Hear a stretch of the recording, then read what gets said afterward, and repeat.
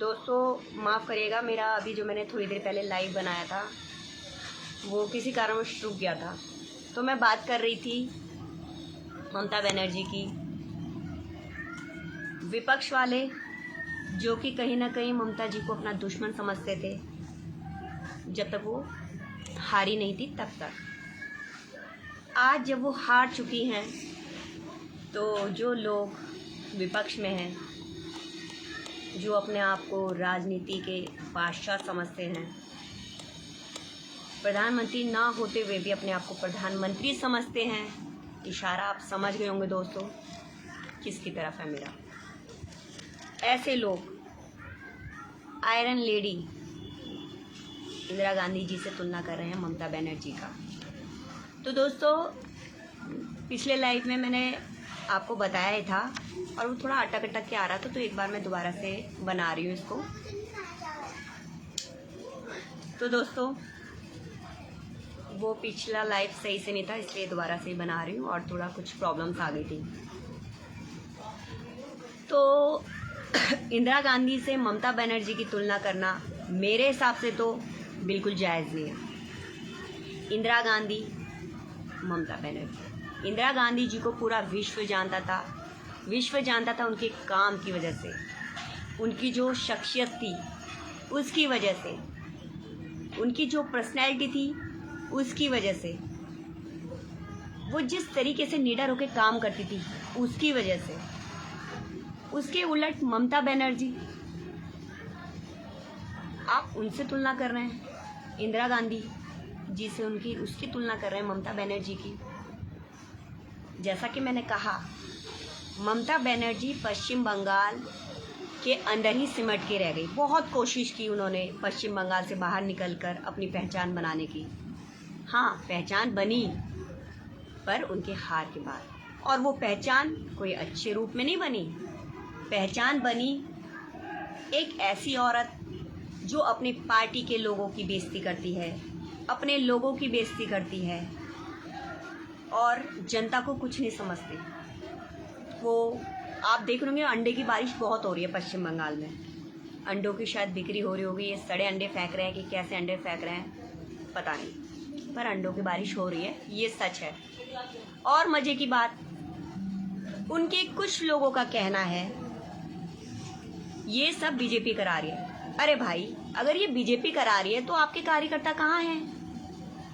भाई हमारी पार्टी के भी कार्यकर्ता हैं, सभी पार्टी के कार्यकर्ता हैं, तो फिर आपके पार्टी के कार्यकर्ता कहाँ हैं?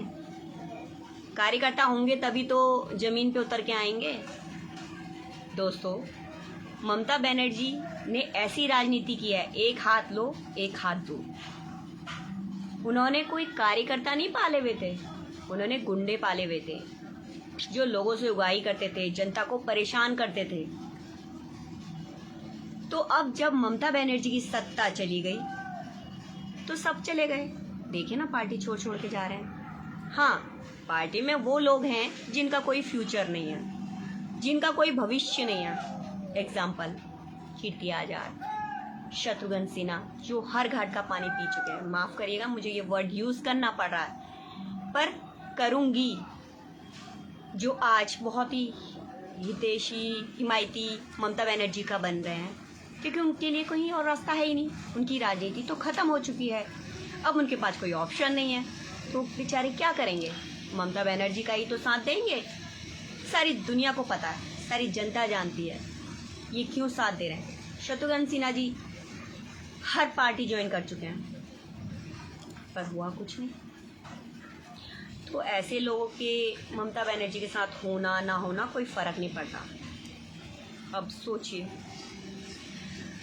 इंदिरा गांधी जी से तुलना कर रहे हैं। भाई इंदिरा गांधी जी की विचारधारा थी, ममता बनर्जी की विचारधारा कुछ नहीं है।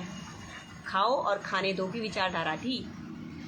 और जिसके पार्टी तृणमूल है, कांग्रेस है, जो पत्ते, जो उसको पत्ते, उसके जो नाम है उसका नाम ही पत्ता है, मतलब ही पत्ता है, जिसकी कोई जड़ ही नहीं है, तो कैसे टिक सकता है? कैसे ज़मीन से जुड़ सकता है? भाई ममता बनर्जी, अगर उन्होंने ज़मीन से जुड़ी हुई कार्यकर्ता वो के साथ अच्छा व्यवहार किया होता या जोड़े होते, तो वो सड़कों पे होते आज। क्या बोला था ममता बनर्जी ने जीतने जब चुनाव थे कि अगर मैं हार गई, अगर मैं गलती से हार गई तो ये लोग तुम्हें नहीं छोड़ेंगे, मतलब बीजेपी वालों को नहीं छोड़ेंगे, मार देंगे, काट देंगे। कौन? मुसलमान भाई लोग, हिंदू की, मुसलमानों की, जो इन्होंने खूब सपोर्ट किया है मुसलमानों के, हिंदुओं के खिलाफ। इन्होंने कलकत्ता में, बंगाल में कितना तंग किया है हिंदुओं को ममता बनर्जी ने। पूजा कोई भी इनका, हिंदुओं का कोई भी पर्व ढंग से ये होने नहीं देती थी। कहते हैं अंडे बीजेपी वाले फेंक रहे हैं। अरे भाई, मान लिया अंडे बीजेपी वाले फेंक रहे हैं, तो आपके जमीनी कार्यकर्ता कहाँ हैं? जैसा कि मैंने बोला कि आपकी तो राजनीति थी लो और दो, तो भाई जब आपके पास कुछ है ही नहीं तो वो लोग भी चले गए, है ना।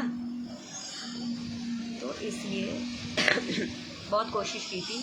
अब ये जो हार चुकी हैं तो अब ये इनकी कोई वैल्यू भी नहीं है। तो दोस्तों, ये तो बात रही इसकी।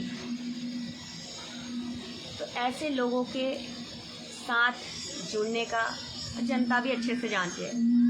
कोई अच्छे लोग नहीं है, खुशी मना रहे हैं लोग कि पश्चिम बंगाल से चले गए, पर ये लोग ईवीएम, कांग्रेस वाले, दूसरे अखिलेश यादव, कहाँ तो अखिलेश यादव हिंदुओं को इतना बुरा इन्होंने, राम, इनके पिताजी ने, सभी जानते हैं, राम भक्तों पर अयोध्या के टाइम पे जब राम मंदिर का चल रहा था, इन्होंने गोलियां चलाई थी राम भक्तों पर। ये क्या सही था?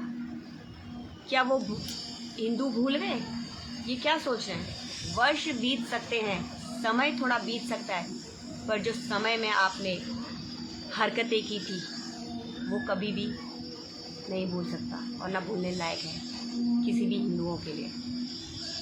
जो अखिलेश बोलते थे, मैं इन्हीं के वीडियो हैं कि मैं आस्था नहीं रखता, है ना, मतलब नास्तिक है ये। तो भैया ये हनुमान, अब ये कैसे सडनली इन्होंने देख लिया पश्चिम बंगाल में, भैया मुसलमान करने से कुछ नहीं होगा, हिंदुओं के वोट से पश्चिम बंगाल में बीजेपी आ गई है, तो अब हिंदुओं की तरफ हमें जाना पड़ेगा, नहीं तो हम लोग सत्ता में नहीं आएंगे। सत्ता मतलब इन्हें ऐसी भूख है, ये सत्ता में आने के लिए जो मुसलमान की नीति नहीं करते थे, ये राजनीति, सडनली ये हिंदुओं पे आ गए हैं। पश्चिम बंगाल की वजह से ये चमत्कार हो रहा है। माफ़ करिएगा, ये मत सोचिएगा कि इनके अंदर हिंदुत्व जाग गया। हिंदुत्व तो कभी नहीं जागा था इनके अंदर, सत्ता के लिए ज़रूर जाग जाता है। ये वही लोग हैं जो आरएसएस को गाली देते हैं। एक महाशय तो अभी भी गाली दे रहे हैं, और राहुल गांधी जी, ये तो भाई राम जी के अस्तित्व पर ही उंगली उठा चुके हैं। अब सडनली इन्हें भी भगवान याद आ रहे हैं। क्यों? जनता मूर्ख नहीं है, राहुल गांधी जी, अखिलेश जी, जनता सब जानती है। तो दोस्तों, आप भी समझदार हैं, इस पे कमेंट करके ज़रूर बताएं कि मैंने जो कहा है वो सही कहा है, या आप क्या सोचते हैं, अपनी राय ज़रूर बताएं। जय हिंद, जय भारत, वंदे मातरम।